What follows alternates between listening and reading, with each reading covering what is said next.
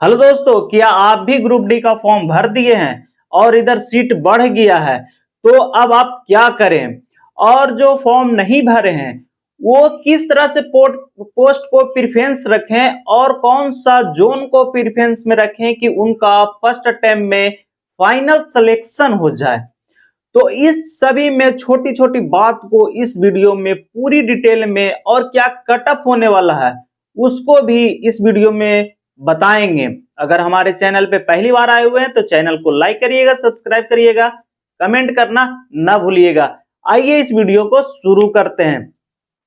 तो आप यहां से देख सकते हैं क्या कि यहां से रेलवे ग्रुप डी 2026 ये हो गया डेंजर जोन, ये हो गया सेफ जोन। अभी जो यहाँ पे वैकेंसी टोटल है 22,195 है।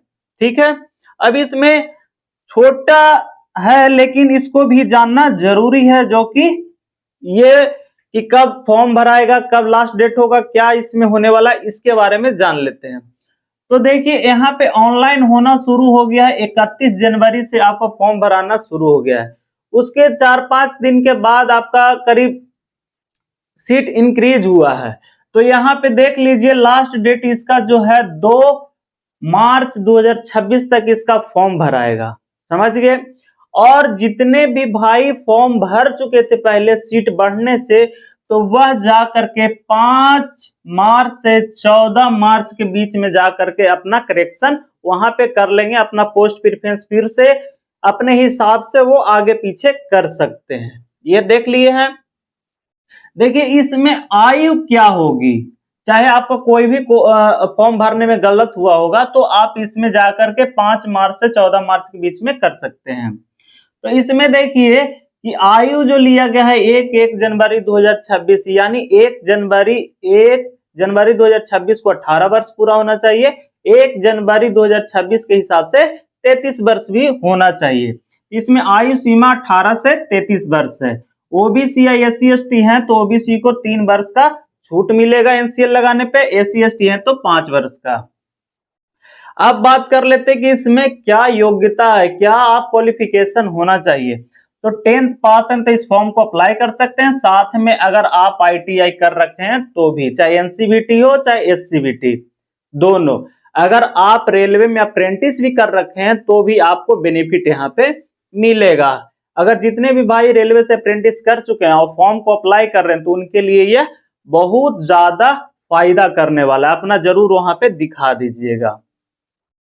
अब इस तरह से चयन की प्रक्रिया होने वाली है। जैसे आपका पहले सीबीटी एग्जाम होगा, उसके बाद आपको दौड़ के लिए बुलाया जाएगा, उसके बाद आपको डीबी के लिए बुलाया जाएगा। जितने भी डॉक्यूमेंट आपने दिए हैं सारे के सारे डॉक्यूमेंट को आपको यहाँ पे दिखाना होगा।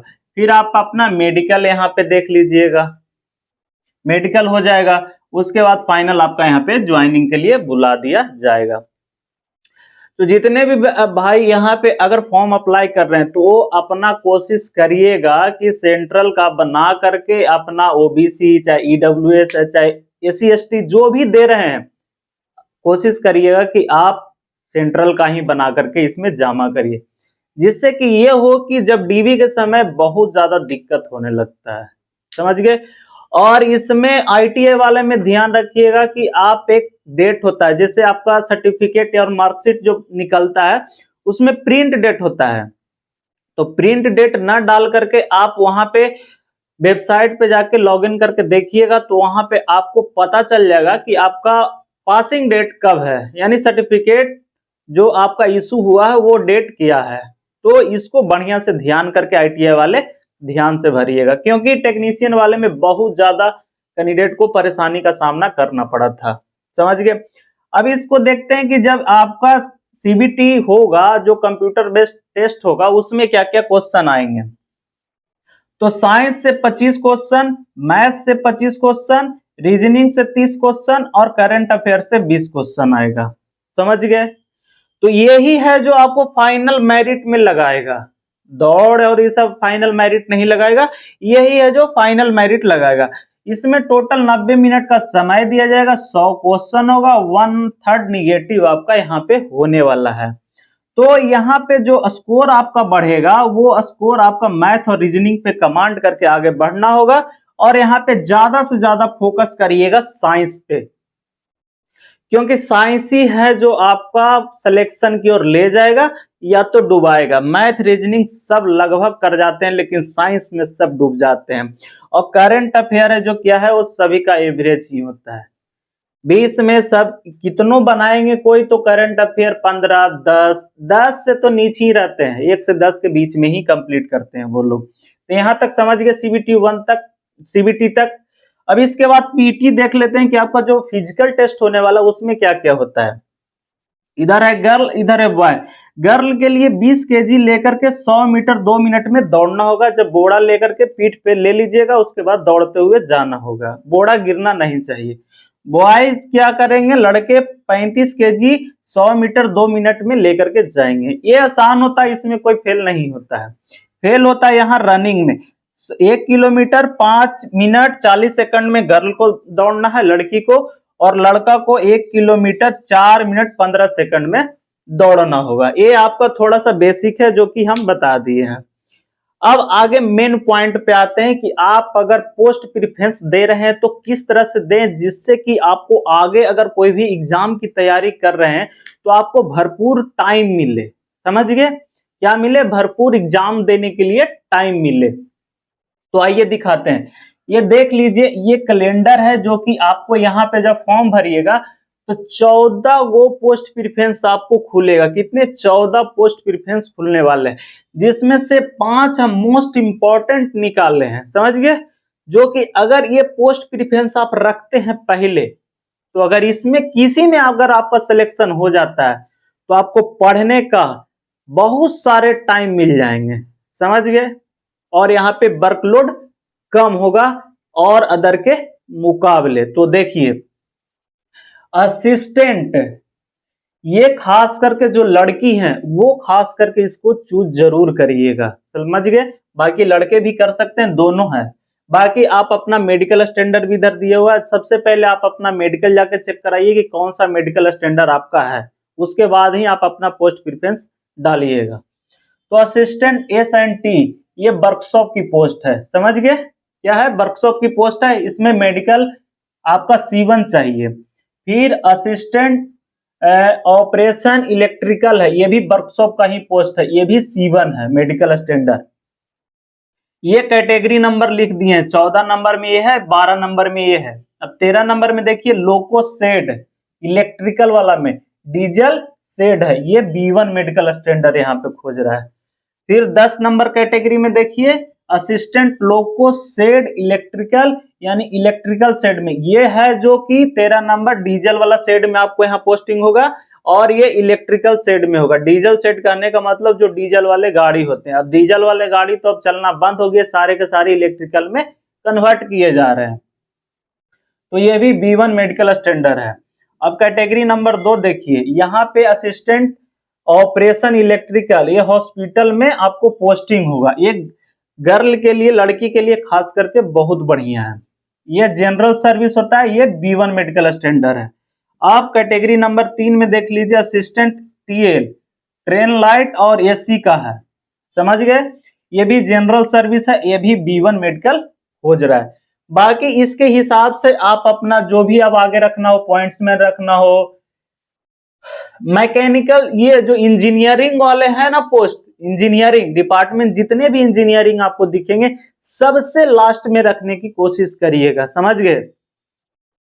अब इसके बाद देख लेते हैं कौन सा डेंजर जोन है, कौन सा सेफ जोन है। तो डेंजर जोन में आपका सिकंदराबाद, रांची, कोलकाता, पटना, इलाहाबाद और गोरखपुर। हम तो इतना कहेंगे कि अगर आप चाहे डेंजर जोन हो चाहे सेफ जोन हो, आप अपना तैयारी देखिए। अगर आपका तैयारी अगर अभी सेट मार रहे हैं, उसमें 70 प्लस नंबर आ रहा है, तो अपना होम जोन सेलेक्ट करिए और 100% आपका सिलेक्शन हो जाएगा। डेंजर जोन और सेफ जोन के चक्कर में ना भागिए। अगर आपका 70 प्लस नंबर अभी आ रहा है तो अपना होम जोन सेलेक्ट करिएगा, चाहे जिस भी जोन के पास आपका घर हो। समझ गए, ये डेंजर जोन में आ गया। अब सेफ जोन में देख लीजिए, यहाँ पे चंडीगढ़, चेन्नई, बिलासपुर, गुवाहाटी और मुंबई, ये सभी के सभी सेफ जोन है जो कि यहाँ पे रहने वाले हैं। अब देख लेते हैं कि आपका कट ऑफ कितना जाने वाला है इस बार 2026 का। तो अगर आप यूआर यानी जनरल कैटेगरी में है, तो अगर आप 65 से 70 के बीच में आते हैं, 65 से 75 के बीच में लेकर के आ रहे हैं नंबर, तो आपका यहाँ पे सिलेक्शन होने का चांस है। तो कोशिश करिएगा कि जनरल वाले 70 प्लस लेकर के यहाँ पे आए। कितना? 70 प्लस। ओबीसी वाले यहाँ पे आपको 65 प्लस लेकर के आते हैं तो आपका यहाँ पे सिलेक्शन 100% हो जाएगा। ऐसे भी कोई कोई बोर्ड में 60 भी जाएगा, कोई में 70 भी जा सकता है। ये रॉ मार्क की बात कर रहे हैं, नॉर्मलाइजेशन होगा तो अलग होगा। ईडब्ल्यूएस की बात करें तो 55 से लेके 65, तो इसमें आपको कम से कम 60 प्लस लाना पड़ेगा।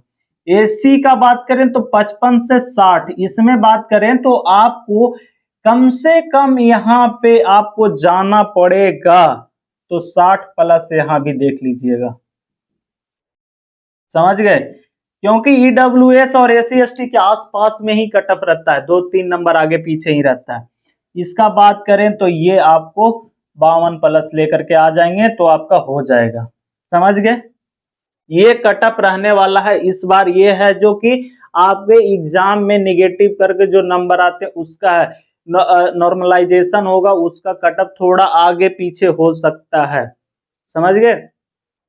तो नॉर्मलाइजेशन में क्या होता है, किसी के 70 नंबर भी आया तो 1 नंबर बढ़ता है, किसी का 65 नंबर भी आ गया तो 7-8 नंबर बढ़ जाता है। तो शिफ्ट वाइज आपका डिपेंड करता है।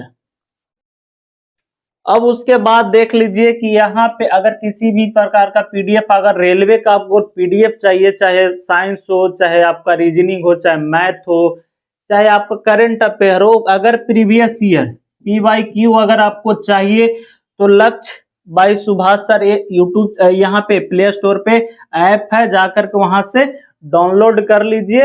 इस पे सारा अपलोड है पीडीएफ सेक्शन में, तो जाकर के यहाँ से फ्री में डाउनलोड कर सकते हैं। बाकी टेलीग्राम चैनल है जीएस मास्टरी करके, इस जीएस मास्टरी थी है टेलीग्राम है, इसको अगर ज्वाइन कर लेते हैं तो वहां पे भी डेली अपडेट पढ़ते रहता है, तो आपको वहां पे ज्यादा से ज्यादा हेल्प मिल जाएगा।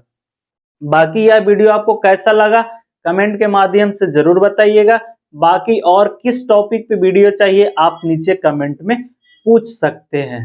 फिर मिलेंगे एक नए वीडियो के साथ, तब तक के लिए जय हिंद दोस्तों।